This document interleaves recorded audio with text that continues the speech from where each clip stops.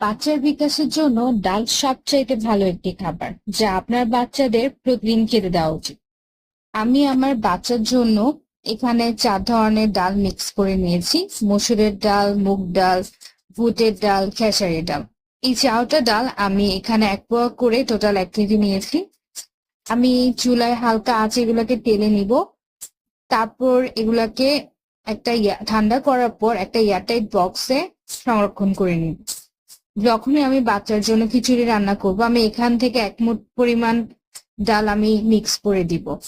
এতে করে বাচ্চার যে স্বাভাবিক বৃদ্ধি বা বিকাশের জন্য যে প্রয়োজনীয় পুষ্টি উপাদানগুলো লাগবে সবগুলো এখান থেকে পাবে। মুগ ডালে বেশি পরিমাণে আয়রন থাকে, যা বাচ্চাদের জন্য খুবই জরুরি। এছাড়া জিঙ্ক বাচ্চাদের রোগ প্রতিরোধ ক্ষমতাকে উন্নত করে। ডাল কিন্তু বাচ্চাদের শক্তিরও যোগান দেয়। ডালে থাকা ফাইবার শিশুদের কোষ্ঠকাঠিন্য প্রতিরোধ করে।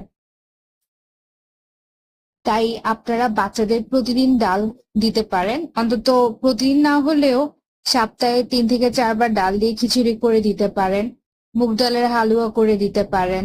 ডাল রান্না করা পানিটাও বাচ্চাদের আপনারা দিতে পারেন, এতে করে সে কিন্তু পর্যাপ্ত পুষ্টি পাবে। ডাল